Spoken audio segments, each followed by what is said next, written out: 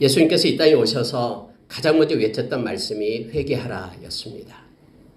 또 예수님께서 이 세상 떠나실 때 부활하신 후에 40일간 이 땅에 계시면서 예수님이 가르쳐준 메시지는 하나님 나라였습니다.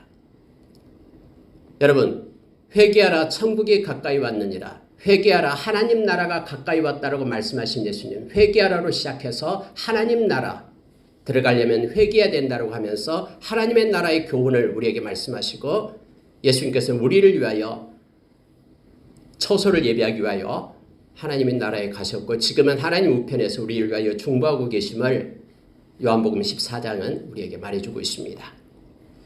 오늘 읽은 말씀을 보면은 이 주제어가 바로 회개입니다. 메타노이아라는 회개는 하나님께로 돌아오는 것이 회개입니다. 근데 단순하게 하나님께로 돌아오는 것이 아니라 내가 살고 있던 삶의 방식을 접고 하나님의 방식, 하나님의 가치, 하나님의 논리로 내가 바꾸어지고 돌아온 것이에요. 그래서 여러분, 지금까지 가던 길을 멈춰서고 하나님께로 와서 하나님의 방법으로 새롭게 세워지는 것이 회개입니다. 요한일서 1장 7절부터 9절의 말씀을 보면은요, 하나님은 빛이십니다. 어둠 속에 있던 우리들이 하나님께로 돌아와 빛의 자녀가 되고 빛과 사귐을 갖는 것이 회개임을 알게 합니다. 만일 내가 너희 죄를 자백하면 저는 미쁘시고 의로우사 너희 죄를 사하시며 모든 불의에서 너희를 깨끗게 하실 것이오라는 요한일서 1장 9절의 말씀은 어둠에서 떠나서 돌이켜 하나님께로 와서 빛의 자녀가 되어 하나님과 사귐을 갖는 것이 회개임을 우리에게 가르쳐주는 거예요. 그래서 여러분, 말씀의 거울 앞에 우리 자신을 비춰보고 내가 죄인임을 인정하고 이제는 죄를 자복함으로써 하나님께 회개하고 예수의 보혈 힘입고 회개한 그가 이제는 예수 안에서 떠나지 않고 빛의 자녀로서 주님과 함께 동행하는 하나님의 뜰 안에 옮겨 심은 채로 계속해서 머무는 요한복음 15장 5절의 말씀처럼 우리가 예수 안에 있는, 그래서 예수님을 떠나서는 우리 아무것도 할 수 없고 예수 안에서 열매를 맺고 주님이 기뻐하는 삶을 사는 것이 메타노이아, 회개라는 것임을 알게 합니다. 여러분, 오늘 읽은 말씀 가운데 놀라운 일이 있습니다. 제목을 보이지 않는 더 중요한 것을 행하라라고 묵상하면서 잡았습니다. 여러분, 이미 12장에 나오는 말씀은 이합주에 앞에 것과 연관해서 말씀을 나누었는데요. 이 말씀하고 13장하고 서로 연결이 됩니다. 성경에 보면은 이 챕터가 나눠진 것, 몇 장으로 나눠진 것은 어떤 의미 구분이 아니에요. 이건 단순히 인쇄를 하기 위해서 이렇게 구분해 놓은 겁니다. 그래서 여러분, 12장과 13장이 서로 연결되어 있음을 보게 됩니다. 왜냐하면 13장 첫째 보면은 그때 마침 이렇게 되어 있죠. 예수님께서 말씀하고 있는데 그때 마침 두어 사람이 와서 예수님께 어떤 소식을 전해주었음을 성경 말합니다. 그럼 예수님이 무슨 얘기를 하고 있었습니까? 앞에 있는 내용이죠. 앞에 있는 내용이 뭐냐면 여러분 57절 보니까는 어찌하여 옳은 것을 스스로 판단하지 아니하느냐. 네가 너를 고발하는 자와 함께 법관으로 갈 때에 길에서 화해하기를 힘쓰라. 법관에게 갈 때에 심판이 내려지기 전에 길에 있다 그러면은 반드시 해야 될 일이 있다라는 거예요. 화해를 해야 된다라는 겁니다.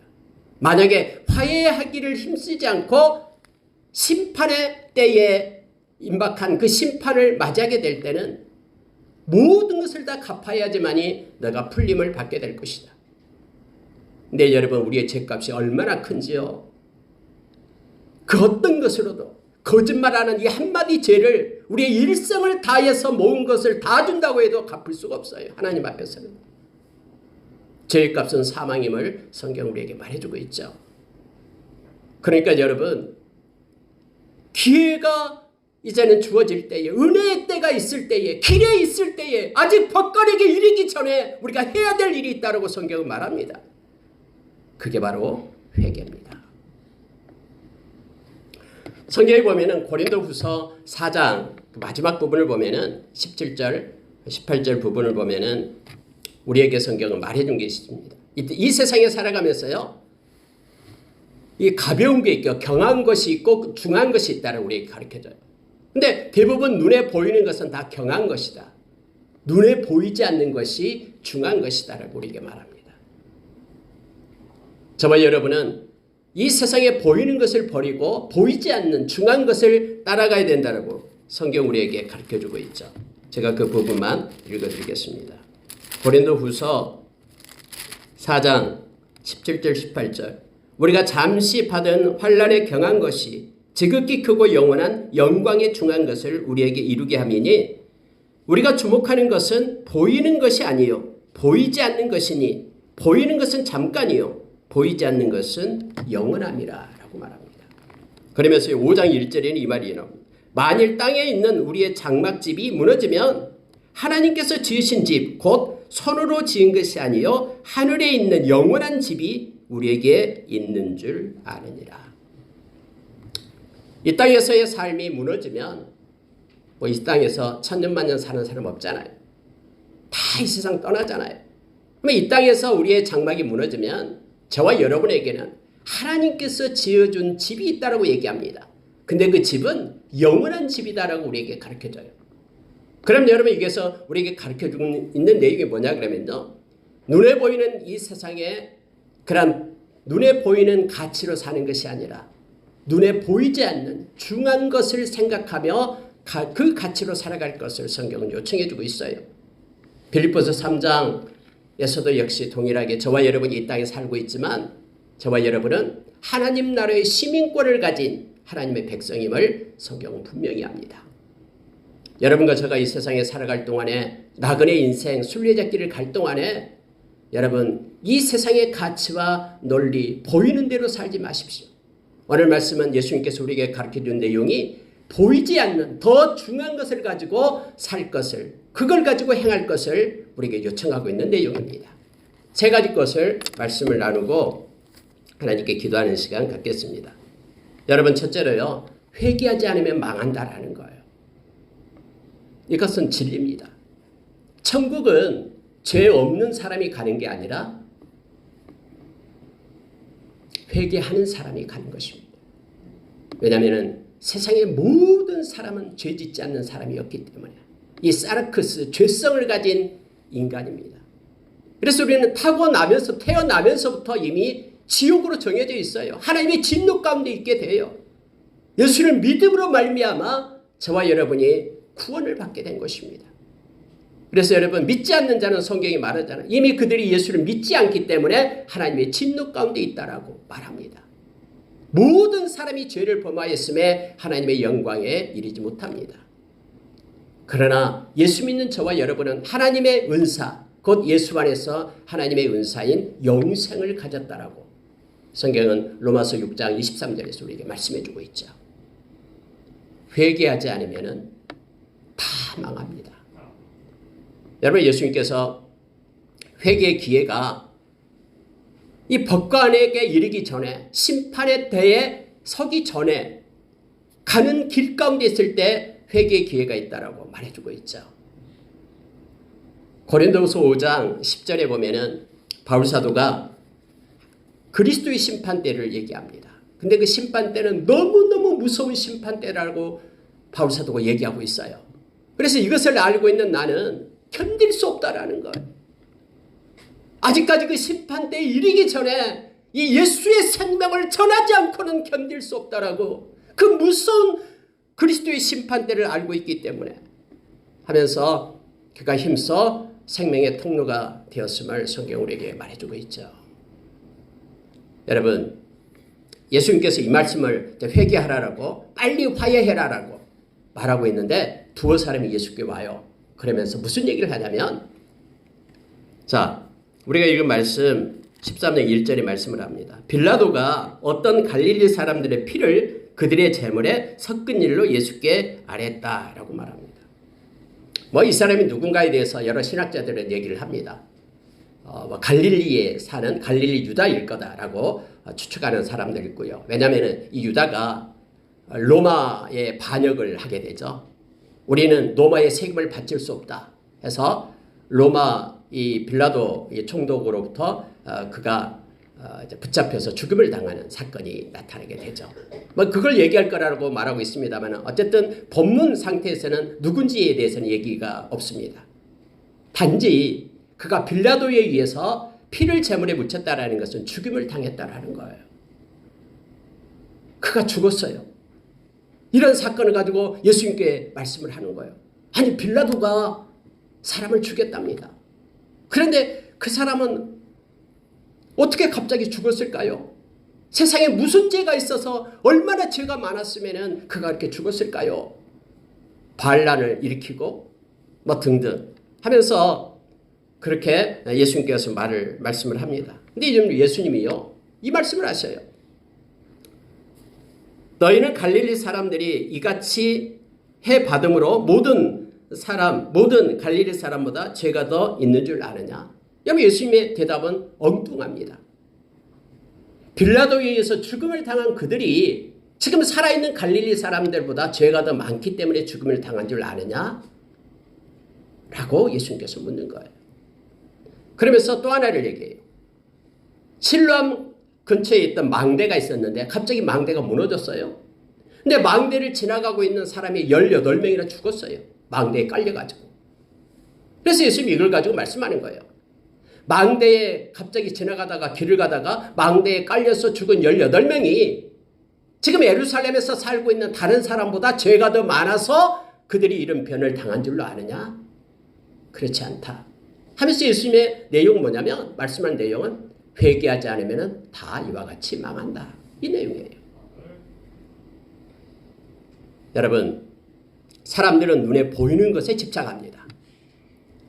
그 사람이 교통사고로 죽었다고 얘기합니다. 그 사람이 무슨 질병에 걸렸다고 얘기합니다. 보이는 걸 가지고 얘기해요. 근데 예수님은 보이지 않는 것을 지금 말하고 있는 것입니다. 여러분 죄는 드러난 죄가 있고 감추어진 죄가 있어요. 근데 감추어진 죄가 드러난 죄보다 더 약합니까? 성경은 그렇게 말하고 있지 않습니다. 보이는 것과 보이지 않는 것, 우리 주님은 다 과정과 그 내용과 절차를 다 알고 있기 때문에 마음속에 있는 그 악하고 추하고 냄새나는 것들을 주님은 다 알고 계시죠. 근데 보이는 죄든 보이지 않는 죄든 모두가 다 회개하지 않으면 망한다라는 뜻이에요. 요한복음 8장 3절에서 11절에 보면은 한 사건이 나타납니다. 어떤 사건이 나타나면 한 여인이 음행을 하다가 현장에서 붙들려요. 이 음란한 음행을 하게 되면은 이 음부와 간부는 돌로 쳐 죽여야 되는 것이 그때 당시 율법이죠. 근데 뭐 남자는 어디 갔는지 모르고 여자만 끌고 예수님한테 옵니다. 그래서 예수님한테 예수님 모세 율법에는 돌로 쳐라고 했는데 당신은 어떻게 행하랍니까? 선생이야 하면서 얘기하죠. 그때 여러분 예수님께서 우리는 이 사건 너무나 잘 알죠. 아무 말씀이 없으셔요. 그래서 땅에다 뭔가를 씁니다. 그런 것에서 예수님이 고개를 들어서 이렇게 말합니다. 죄 없는 자가 먼저 돌로 치라 라고 말합니다. 근데 여러분 거기에는요 젊은이도 있었고 나이 든 분들도 있었습니다. 그런데 나이 든 분들부터 시작해가지고 화를 내면서 분노하면서 돌멩이를 들고 왔는데 모두가 다 슬그머니 돌멩이를 놔두고 다 도망쳐요. 여인밖에 남지 않았습니다. 다 어디 갔느냐? 너를 정죄한 그 사람들 어디 갔느냐? 없습니다. 나도 너를 정죄하지 않을 테니 다시는 죄를 짓지 말라라고 얘기합니다. 보이는 죄, 가늠하다 현장에서 잡힌 보이는 죄, 그 죄와 각자 돌멩이를 들고 분노하면서 죽이겠다고 쫓아왔던 그들의 숨겨진 감춰져 있는 죄, 하나님께서는 이 시간에 우리 주님께서는 이 시간에 감춰져 있는 죄를 말씀하고 있는 거예요. 다 회개하지 않으면 망한다라고 예수님께서 말씀합니다. 그들이 자기의 감춰진 죄를 보게 될 때 돌멩이를 내려놓고 그들이 다 돌아갔음을 성경은 우리에게 말씀해 주고 있습니다. 여러분 회개는 때가 있습니다. 회개를 해야지만이 우리는 회복이 됩니다. 회개는 아까도 얘기했듯이 우리가 우리 죄를 인정하는 겁니다. 말씀을 읽다가 말씀의 거울 앞에 맞습니다. 이 말씀에 비춰서 제가 잘못했습니다. 제가 죄를 지었습니다. 마땅히 그 죄값을 받아야 되는데 예수 그리스도의 보혈 힘있고 진실로 고백함으로 우리가 죄사함을 받게 됨을 성경 말합니다. 왜 여러분 예수님께서 하나님께서 이 회개를 그렇게 강조할까요? 예수님이 이것 때문에 오셨기 때문에. 베드로 사도는 베드로전서 1장 2절에서 예수님이 이 땅에 오신 목적이, 저와 여러분을 부른 목적이 바로 핏부림을 주기 위하여 불렀다고 얘기합니다. 예수님의 보혈로 우리의 죄를 사해 주기 위하여 우리를 택했다고 말하는 거예요.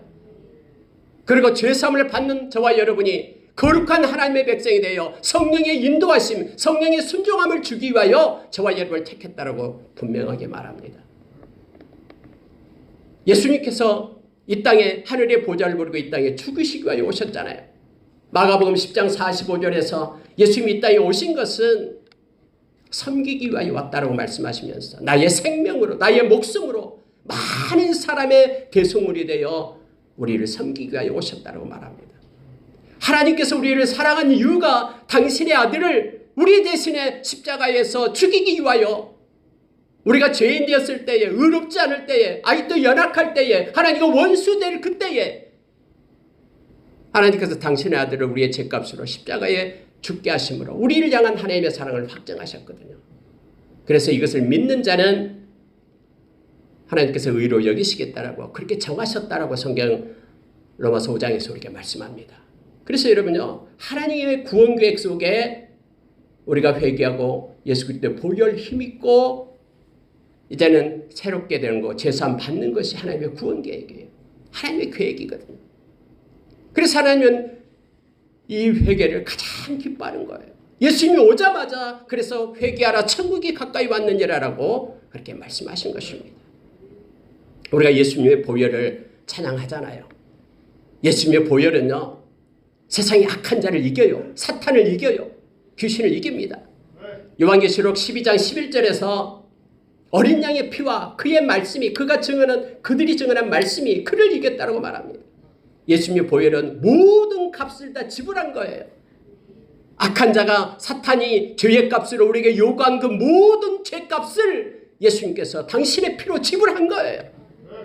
그래서 예수님의 보혈은 능력이고 우리의 죄를 사하는 힘입니다. 이와 같은 일을 하나님이 하셨거든요. 그래서 하나님은 이걸 인정하고 예수님의 보혈 힘있고 회개하는 것을 너무너무 기뻐하셔요. 천국을 그들을 위하여 준비한 것이죠. 그러나 이것을 받아들이지 않고 예수님의 십자가의 은혜를 받아들이지 않는 이들은, 회개하지 않는 이들이죠. 그들은 다 심판받아 망하게 됨을 성경은 우리에게 말씀해 줍니다. 여러분, 누가복음 24장에서 이 누가는 47절에서 그렇게 말합니다. 이 회개가, 복음이 증거되는 곳은 회개가 증거되게 될 거다. 근데 이 회개는 모든 족속에게 증거될 거다라고 말합니다. 복음이 있으면 이 복된 소식은 바로 회개로 연결이 됩니다. 복음을 받았음에도 불구하고 회개하지 않는 자는 다 망하게 됨을 성경은 말합니다. 회개만이 우리가 영원한 생명을 얻고 예수 그리스도의 십자가가 나를 위한 사건이 되게 하는 것임을 우리가 기억해야 됩니다. 저와 여러분이 늘 회개 자리에 앉아서 회복되기를 원합니다. 회개하면 달라집니다. 굴곡지고 거스리는 모든 것들이 새롭게 리셋이 됩니다. 하나님 앞에, 하나님 품으로 우리가 돌아오기 때문에 우리의 제약된 모습들이 새롭게 변해서 하나님이 기뻐하는 모습으로 바뀌어집니다. 하나님이 가증스럽게 여기고 싫어하는 것들을 버리게 되고, 그러한 삶을 버리게 되고 하나님이 기뻐하고 하나님이 좋아하고 원하는 것을 행하는 그런 우리 주님의 형상을 닮아가는 이들로 우리가 바꿔주고 새롭게 되는 것입니다. 회개만이 그 일을 이루시는 것입니다. 그래서 예수님께서는 보이지 않는다고, 보여진 것 때문에 분내지 말고 보이지 않는 너희들의 죄를 다 회개할 것을 요청합니다. 그렇지 않으면 심판받아 망하게 됨을 성경은 가르쳐주고 있죠. 여러분, 두 번째로 보면은요, 예수님께서 이의 비유로 말씀하시되 해서 6절부터 9절의 말씀을 하고 있습니다. 두 번째는 뭐냐면은 보이지 않는 더 중요한 것이, 첫째는 회개라면 두 번째는 열매입니다. 열매 맺을 기회가 곧 끝난다라는 것을 성경 말해주고 있죠. 여러분, 우리의 인생이 한정이 없는 게 아니잖아요. 200년 사는 사람도 없잖아요. 나이 드신 어르신들 잘 알 겁니다. 뭐 저도 알고요. 언제 그렇게 시간이 빨리 지나갔는지 모릅니다. 유효기간이 있다라는 거예요. 근데 여러분, 우리의 개인사에도, 개인적인 인생사에도 유효기간이 있을 뿐만 아니라 성경에 보면은 우리 주님이 오실 파루시아 강림의 때가 있다라고 성경은 가르쳐주고 있죠. 그래서 여러분, 주님이 오셔서 심판의 그런 자리가 있든 아니면 우리의 인생이 끝나서 개인적인 종말로 인하여 하나님 앞에 서든 우리는 다 유효기간 속에 있음을 성경은 말해주고 있죠. 근데 그때는 아무도 모릅니다. 오늘 여러분, 예수님께서는 열매 맺지 못한 무화과나무의 비유를 말씀하십니다. 한 사람이 포도원에 무화과나무를 심었다라고 얘기합니다. 좋은 땅에다가 무화과나무를 심었어요. 그리고 때가 되니까 무화과나무 열매를 얻기 위하여 와서 봅니다. 3년 동안이나 와서 봤는데 얻지 못했습니다. 그래서 안 되겠다. 포도원 지기에게 말하죠. 그거 이제는 없애야 되겠다. 잘라버려야 되겠다라고 얘기하니까 그 농부가 금년만 한 해만 더 참아달라고 얘기합니다. 내가 두루 주변을 파고 거름을 하겠습니다. 그래도 만약에 열매를 맺지 못한다 그러면 그때 가서 그 열매를 찍어버리소서. 그때 가서 그 나무를 찍어버리소서. 그렇게 9절에 말합니다. 이후에 만일 열매가 열면 좋거니와 그렇지 않으면 찍어버리소서 하였다 하느니라. 여러분, 이거 오해하면 안 됩니다. 왜 이렇게 무자비하고 좀 더 참아주시지 왜 이렇게 무자비하다라고 생각하면 안 됩니다. 여러분, 3년이라는 개념은요, 이 수치의 개념이 아니에요. 지금까지라는 거예요. 회개하기를 기다렸다라는 거예요. 하나님이 옮겨 심어서 회개에 합당한 열매를 맺기를 기다렸는데 베드로후서 3장 8절의 말씀처럼 하루가 천년같이 천년이 하루같이 기다렸다라는 뜻이에요. 그런데 계속해서 회개에 합당한 열매를 그가 맺지 않았다라는 것을 말하고 있습니다. 여러분, 여기 원어를 보면은요, 열매를 구하였으나 또 열매를 구하되, 이 구하다라는 단어가요, 현재 완료형으로 쓰여집니다. 여러분, 현재 완료형이라는 건 뭐냐면 계속적인 의미를 말합니다. 마땅히 열매 맺을 때가 되어서 이 주인이 계속해서 기대하면서 열매를 보려고 온 거예요. 어제 왔으면 오늘도 또 안다라는 마음을 가지고 와서 계속해서 기대하면서 열매를 3년 동안 와서 그렇게 구했다라고 성경은 말합니다. 이것은 여러분, 믿지 않는 영혼들을 향해서 말하는 게 아니에요. 믿는 저와 여러분을 향해서 말씀하고 있는 것입니다. 정말로 회개하고 하나님께로 돌아왔으면 이제는 자신의 것을 내려놓고 하나님의 것을 가지고 마땅히 하나님이 기뻐하는 열매를 인격과 삶 가운데 맺어야 됨을 성경 말합니다. 여러분, 예수님께서 달란트 비유 잘 알죠? 마태복음 25장에서 5달란트, 2달란트, 1달란트를 그들에게 주면서 명령을 하죠. 장사하여 이물을 남겨라라고 얘기합니다. 주인이 돌아왔을 때 5달란트, 2달란트 받은 사람은 가서 장사해서 2배로 남겼죠. 1달란트 받은 사람은 가지고 와서 1달란트 그대로 땅에다 묻어뒀다가 가지고 오잖아요. 여기서 중요한 것이 하나 있습니다. 여러분, 주님의 것을 우리가 붙잡고 살아가면 반드시 열매가 맺습니다. 하나님이 주신 것을 버리고 나의 것을 가지고 인생을 살아가면 책망받습니다. 악하고 게으른 종이다라고 어두운 데에 가서 슬피 이를 갈게 될 것이다라고 말합니다. 이 1달란트 받은 사람은 주인의 것을 버렸어요. 자기의 것, 자기의 경험과 지식과 자기의 정욕을 따라서 그가 살아간 거예요. 주인의 것은 싸서 묻어둔 거예요. 그러나 2달란트, 5달란트 받은 사람은 주인의 것을 가지고 행하는 것입니다. 여러분, 진리의 보존은 사용할 때 일어납니다. 사용하지 않을 때에는 보존되지도 않고요. 책망을 받게 됩니다. 열매를 맺지 않습니다. 만약에 여러분 우리의 힘으로 뭔가 노력해서 열매를 맺게 된다 그러면은 우리는 책망받을 이유가 없습니다. 주님께서 공급해 주신 것으로 열매를 당연히 맺기 때문에 갈라디아서 5장 19절 16절부터 보면은 너희는 성령을 쫓는 자가 되라. 정욕을 쫓는 자, 육신을 쫓는 자가 되지 말 것을 말합니다. 자기의 정욕을 쫓아 행하면은 성령을 거스린다라고 얘기합니다. 그러면서 육신을 쫓는 자의 열매에 대해서 나타내게 되는데 모든 음란과 거짓부터 시작해서 19가지가 기술이 되죠. 그러나 성령을 받아들이고 성령을 쫓고 하나님의 것으로 살아가는 이들에게는 성령의 열매들이 인격과 삶 가운데 보이지 않는 중요한 것으로 맺힌다라는 걸 알게 됩니다. 여러분 이 열매는 수치가 아니에요. 하나님 보시기에 하나님이 기뻐하는 것임을 알게 됩니다. 사랑과 희락과 평과 오래 참음과 자비와 양성과 충성과 온유와 절제 인격과 삶 가운데 맺혀지게 됨을 보게 됩니다. 예수님께서 요한복음 15장 5절에서 그렇게 말씀해 주고 있죠. 15장 5절부터 8절 9절까지 내려가면요. 우리가 예수 그리스도 안에 있고 예수님이 우리 안에 계시면 이 사람은 열매를 많이 맺는다라고 얘기합니다. 자동적으로 맺게 되는 거예요. 포도나무와 가지처럼 열매를 맺게 된다라고 말합니다. 그러나 너희가 나를 떠나서는 아무것도 할 수 없다라고 얘기합니다. 다시 말하면 우리가 열매를 많이 맺으면 하늘에 계신 아버지께서 영광을 받으신다라고 이어서 예수님께서 기록을 해주고 계시죠. 주 안에 있으면 됩니다. 그러나 주를 떠나면 마음이 떠나고 삶이 떠나고 그러면 열매가 맺을 수 없는 자가 됨을 성경은 말해주고 있죠. 여러분 마태복음 3장에도 그렇고요. 누가복음 3장에도 그렇고 똑같아요. 마태복음 3장 8절, 누가복음 3장 8절 동일하게 나오고 있는 내용이 있죠. 그 내용이 뭐냐면요. 회개에 합당한 열매를 맺으라라고 얘기합니다.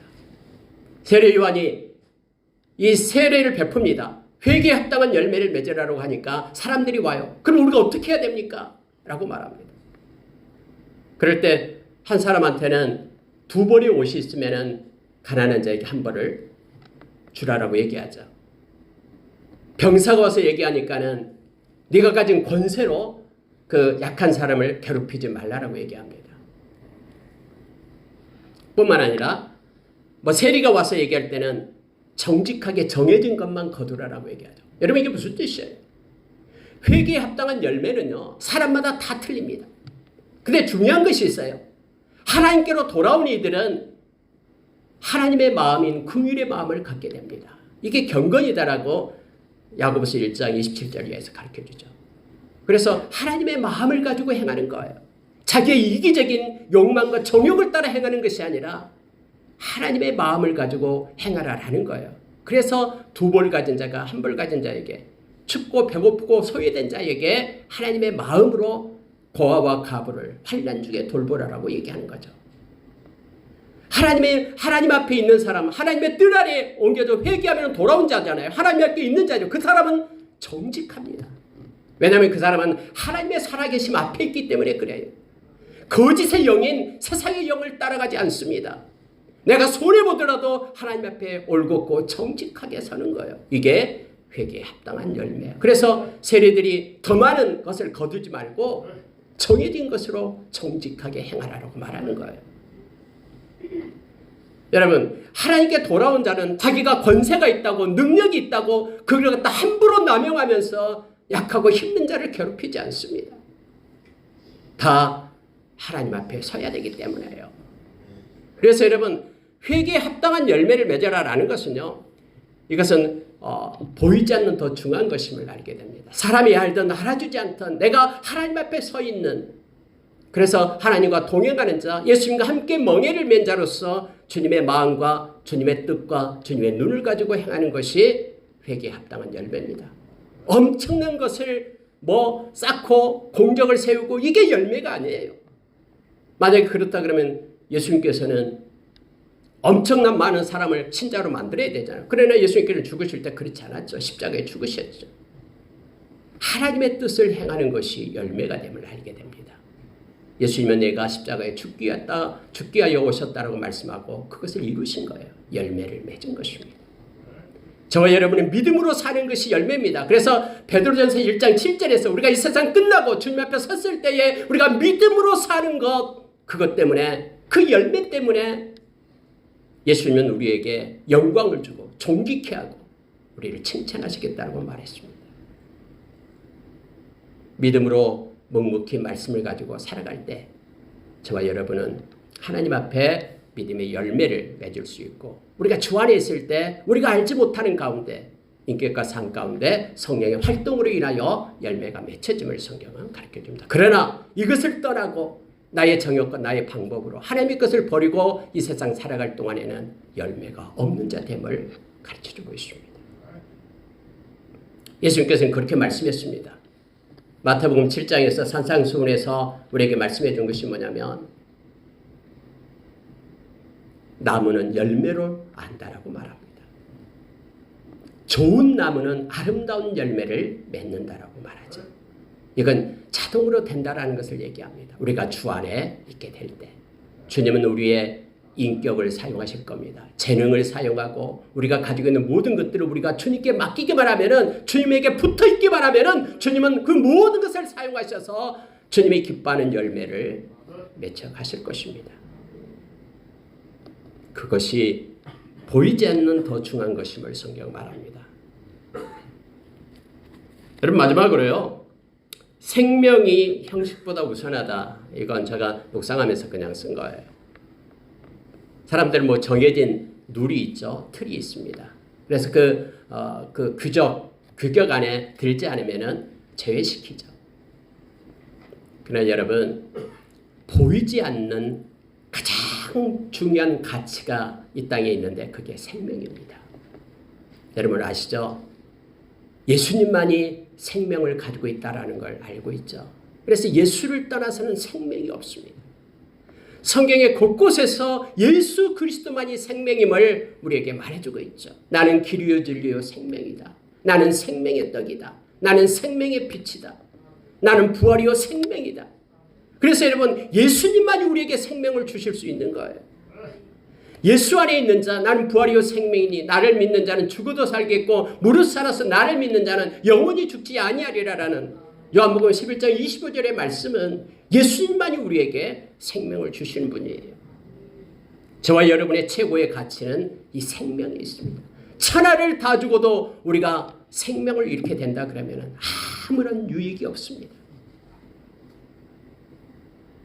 여러분, 요한계시록 20장 15절인가요? 15절. 요한계시록 20장 15절에서 생명을 가진 자와 가지지 않는 자가 분리가 됩니다. 요한복음 20장 15절 보면 누구든지 생명책에 기록되지 못한 자는 불못에 던져지리라. 백보자 심판대회가 나오잖아요. 다 하나님의 심판대 앞에 서요. 그런데 예수의 생명이 없는 자는 다 불못에 던져진다고 얘기합니다. 근데 여기는 누구든지 예외가 없어요. 예수의 생명을 가진 자만이 영원한 하나님의 나라의 백성이 되고 거룩한 성에 입성할 수 있음을 성경은 분명히 합니다. 아무리 권세가 있고 아무리 많이 배우고 이 땅에서 아무리 선한 일을 많이 했다고 해도 생명이 없는 자들은 모두가 다 심판받고 불못에 던져진다라고 성경 말해주고 있죠. 여러분, 오늘 읽은 말씀 가운데 예수님께서 안식일 날 회당에 들어가서 하나님의 말씀을 전합니다. 근데 그곳에 누가 있었냐면은 18년 동안 허리가 꼬부러진 여인이 있었습니다. 볼품도 없고요. 이 곱추죠. 허리가 꼬부러져 있다라는 거예요. 근데 이 사람은 이 사탄 귀신의 묶임을 귀신 들려가지고 그러니까 고통을 받고 있었다고 성경이 말합니다. 알았다라고 말하죠. 형편없이 초라합니다. 근데 예수님께서 안식일 날은 일을 하지 말게끔 되어 있잖아요. 그때 그 규정이. 근데 안식일의 주인은 예수님이시죠. 예수님께서 이 여인을 봅니다. 그리고 이 말씀을 하셔요. 여자여, 네가 네 병에서 놓였다라고 말하는 거예요. 병에서 놓였다라고 예수님 말합니다. 사탄이, 약한 사탄이 붙잡고 있는 그녀를 예수님께서 해방시켰다라고 말합니다. 그러니까 여러분, 이걸 보고 있던 회당장이 뭐라고 얘기하냐면 부를 냅니다.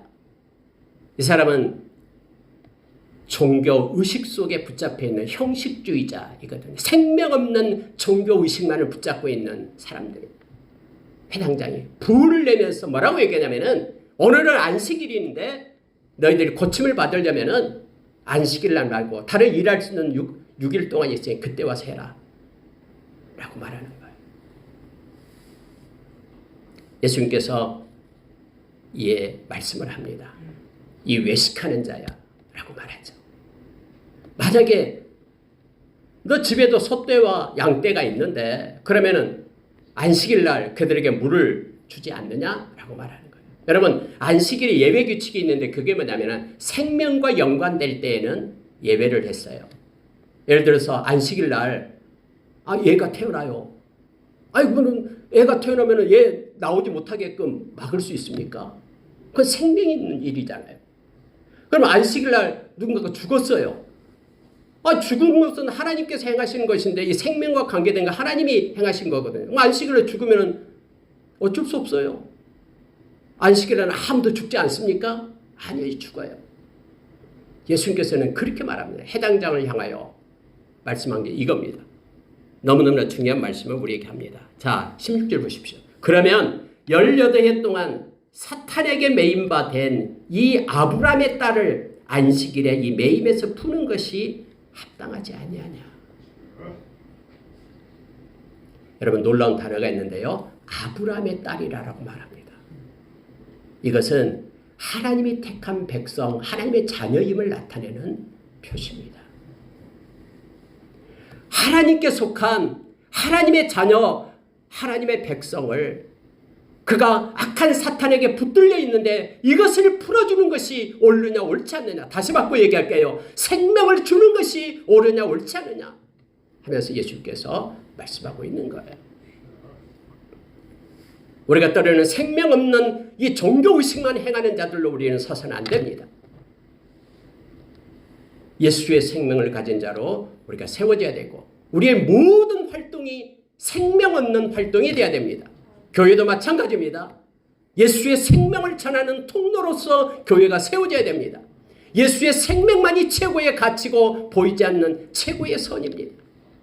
예수의 생명 없이 행하는 모든 것들은 아무런 의미가 없습니다. 예수님께서 오늘 우리에게 가르쳐주고 있는 말씀의 내용을 우리가 기억하기를 원합니다. 여러분, 누가복음 9장 22절에 보면은요, 이미 우리가 봤던 것입니다. 9장 22절에서 예수님께서 그 이하에 말합니다. 예수님께서 인자가 많은 고난을 받고 이제는 버림받아 죽음을 당하게 될 것이다라고 말합니다. 그러면서 무리에게 우리가 23절은 잘 알고 있죠. 아무든지 나를 따라오려거든 자기를 부인하고 날마다 제 십자가를 지고 나를 따를 것이니라. 누구든지 제 목숨을 구원하고자 하면 잃을 것이요 누구든지 나를 위하여 목숨을 잃으면 구원하리라.